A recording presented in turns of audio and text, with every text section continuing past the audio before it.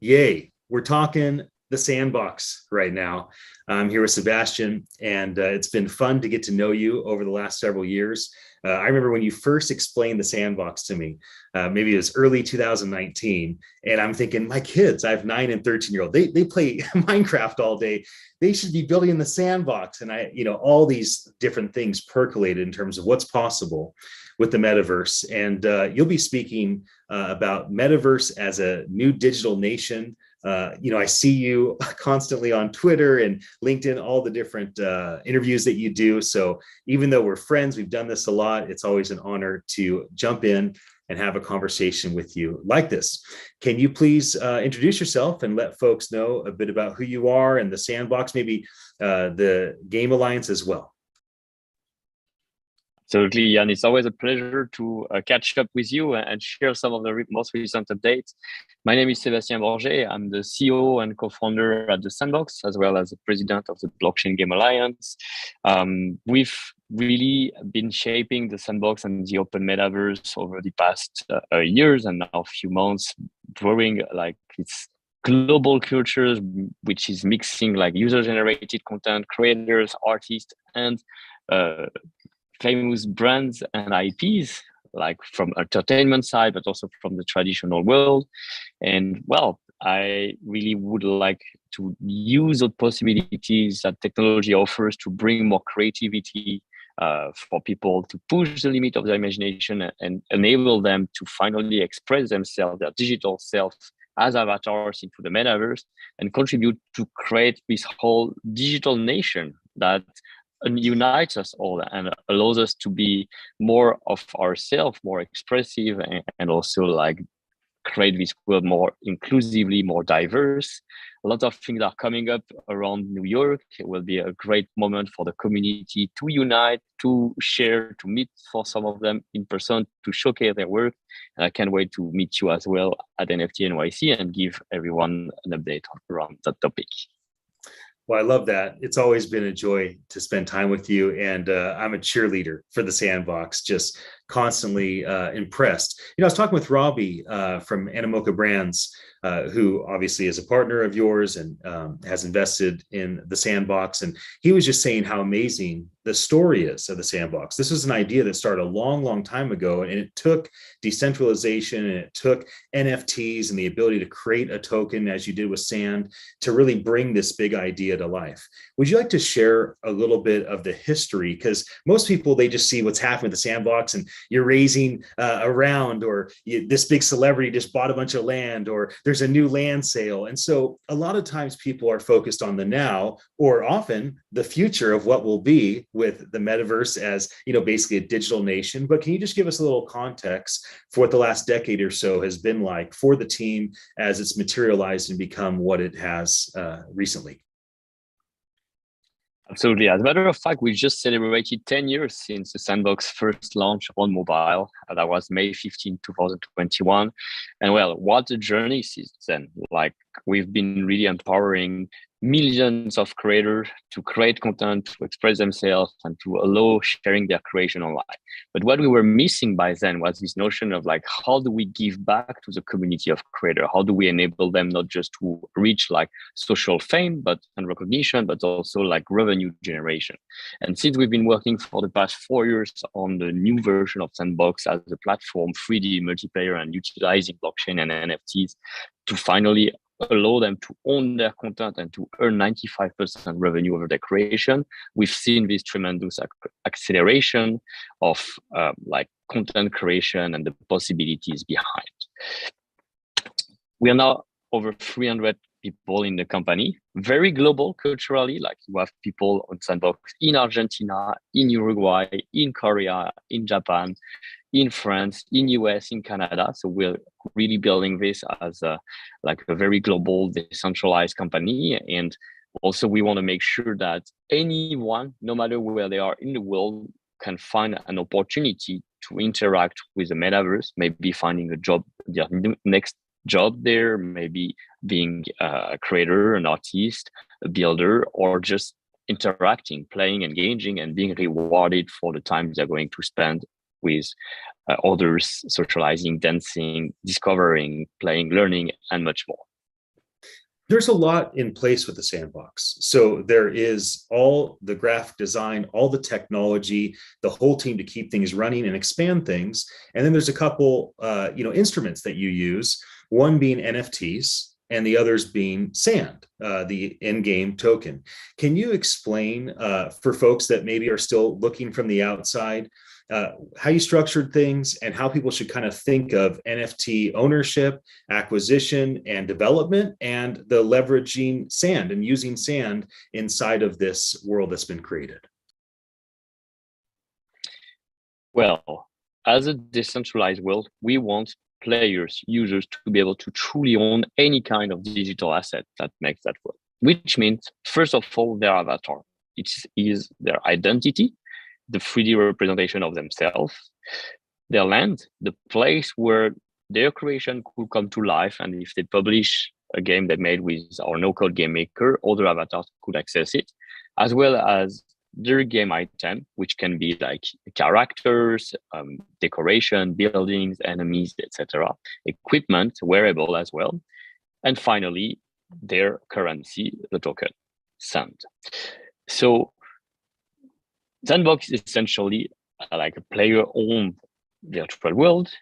Users own all the content, but they can also use the token to participate into like purchasing asset on the marketplace, purchasing land, accessing some of the experience, which is a medium of exchange, and eventually stake the token, and most importantly, govern as like by owning the assets, the land, the avatar, and the Sand, they become like very active stakeholder into like building this world.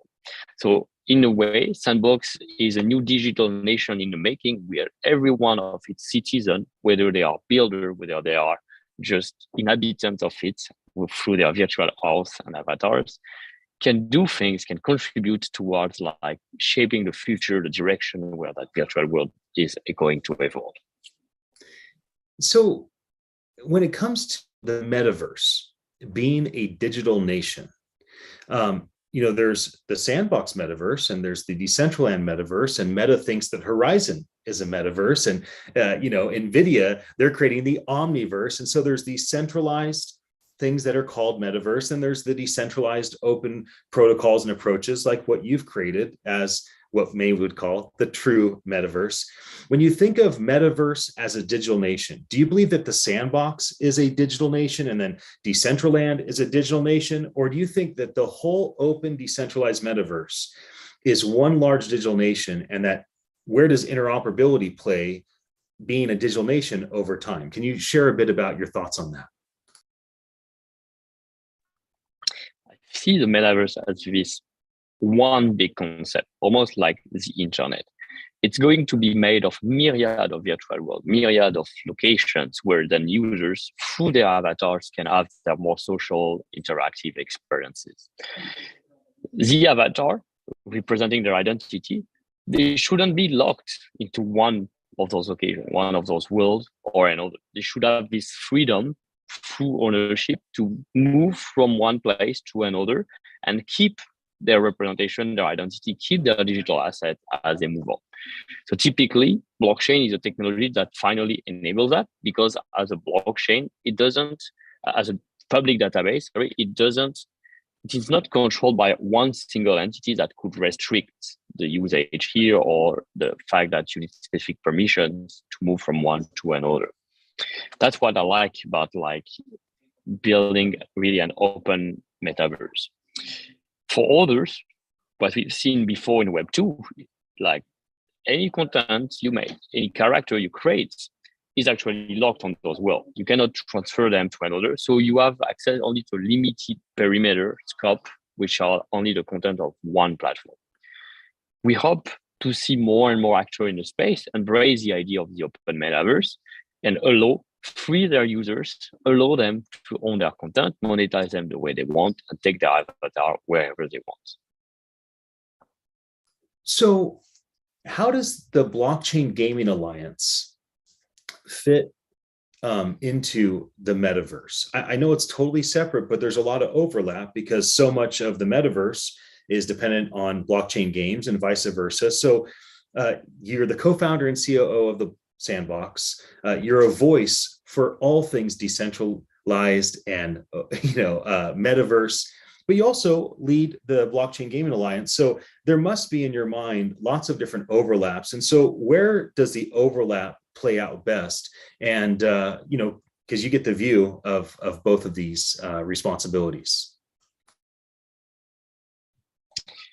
I think really like the Metaverse, the Blockchain Game Alliance is this non-profit organization that now is counting over 300 members.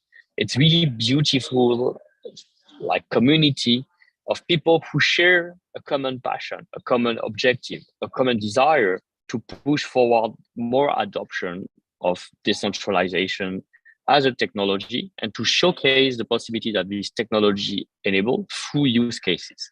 The Metaverse is one of the use case for the Blockchain Game Alliance, and definitely because it's becoming more and more mainstream, there is a growing number of companies that will evolve towards the Metaverse.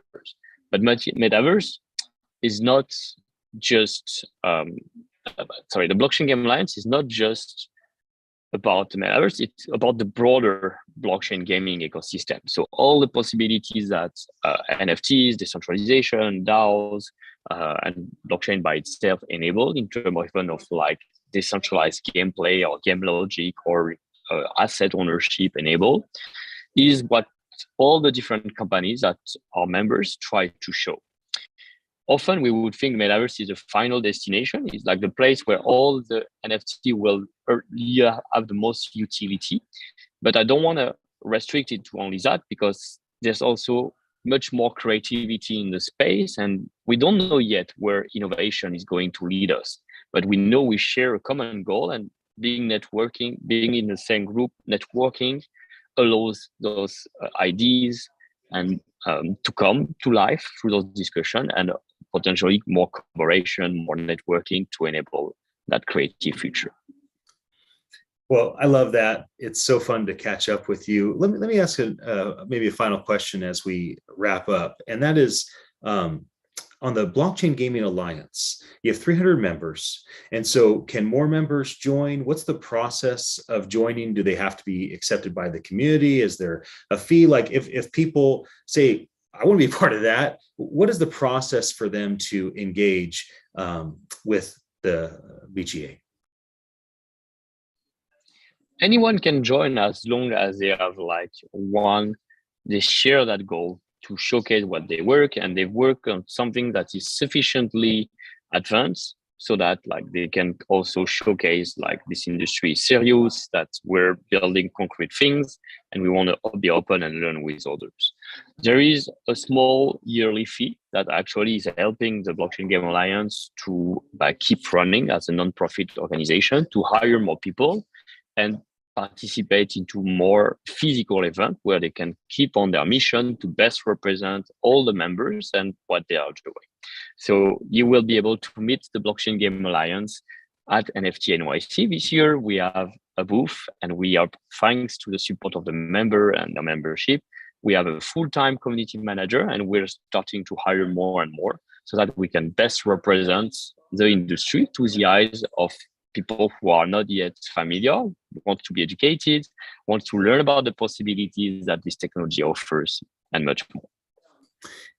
Wonderful. Well, the final thing I'll ask you is just to let people know what the Sandbox has in plan for NFT.NYC. For anybody watching our conversation, thank you for your attention. We'll see you June 20th through the 23rd in Times Square. But Sebastien, maybe you could just end with just letting folks know what the Sandbox has in motion for the event next month. There's always plenty of things happening in Sandbox. So we just can't wait to meet with the community here. We'll officially announce our own events, exclusive events, maybe one day before NFT.NYC. So if you're in town, if you're doing anything related to Sandbox as a builder, as a creator, with your NFT collection, etc., let us know, and we'll look forward to see you in person with our team right there in New York. Thank you. Thank you, Jan. Yes, of course. Well, I certainly look forward to seeing you and everybody else in the community. So thanks again for joining me. It's nice that I get to have a conversation with you. Usually when you're speaking, I'm watching you on a video.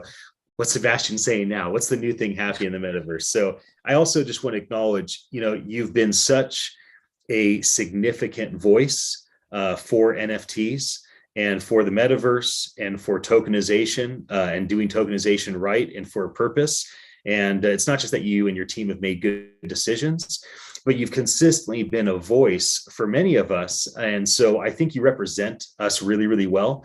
I imagine you hear that from a lot of people, but I think it's important that people remind you that we see you as a wonderful representative to the greater world and the greater media world that lean on you oftentimes to give an update on what's happening. So really honor all that you do and look forward to seeing you next month.